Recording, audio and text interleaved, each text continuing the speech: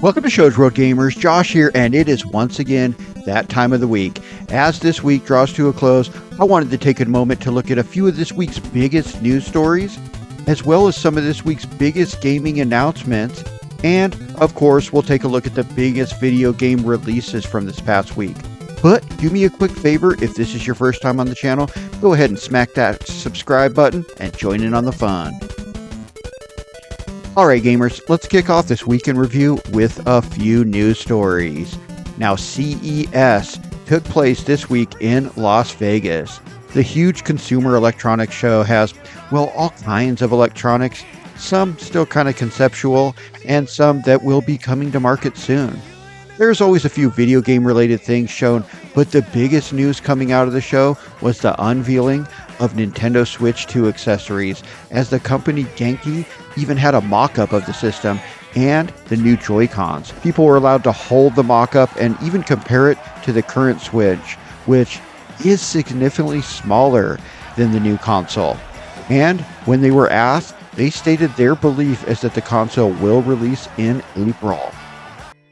Now, speaking of CES, Sony, as usual, was there, and they had more to announce than, well, just new TV sets.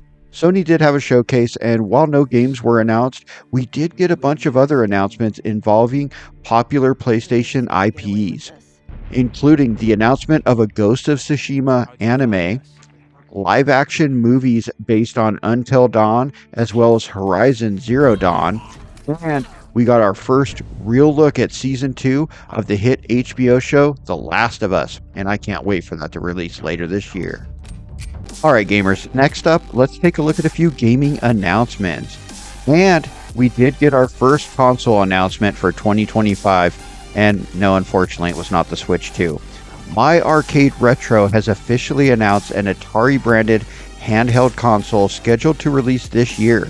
The console is branded as the Game Station Go and has hookups to connect controllers for multiplayer and multiple different controller functions with the D-pad, analog stick, and the kind of Pong-style turn knob on one side, and 4 buttons with a full numeric pad below those on the other, along with an L1, L2, R1, and R2 buttons on top. Now, we also received an official trailer for Restitched, a new platformer game coming to the PC this year via Steam that, well, at first look, it kind of reminds me a lot of Little Big Planet.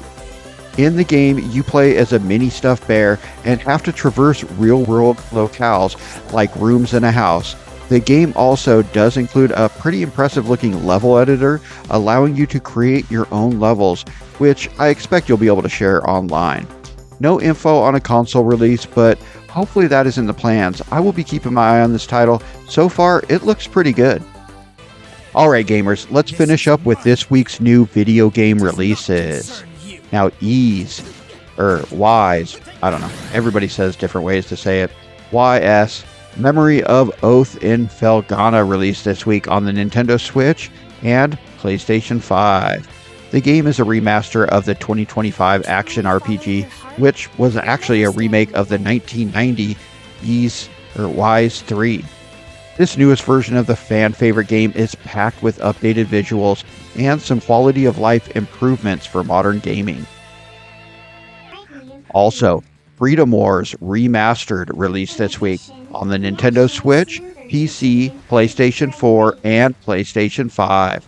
The game is an action role-playing game style shooter game where you are born into a 1 million year prison sentence and you must survive deadly missions to earn any hope of freedom.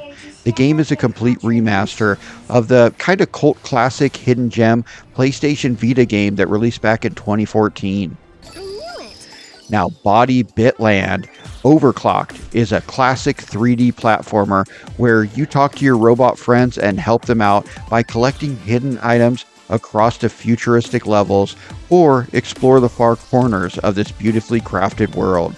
The game is available now on the Nintendo Switch, PlayStation 4, PlayStation 5, PC, and Xbox systems. Alright gamers, that concludes this week in review for the week ending on January the 10th. The week started with new details leaking that in a Nintendo patent from around the time the Switch 2 was in development, that showed off AI tech that can upgrade images up to 4K along with specs of the upcoming console. Then, CES kicked off in Las Vegas, unveiling a ton of super cool futuristic tech. And the week ended with, well, us getting absolutely destroyed as we played through the original Super Nintendo Donkey Kong Country as we prepare for Donkey Kong Country Returns, Nintendo's first big game release of 2025. And I will link part 1 of our playthrough of the, well, much harder than I remember, original Donkey Kong Country at the end of this video. But let me know anything we may have missed in the comments, and thanks for joining us today, gamers. If you're new, hit the subscribe button. If you enjoyed the video, hit the like button. Shoge World,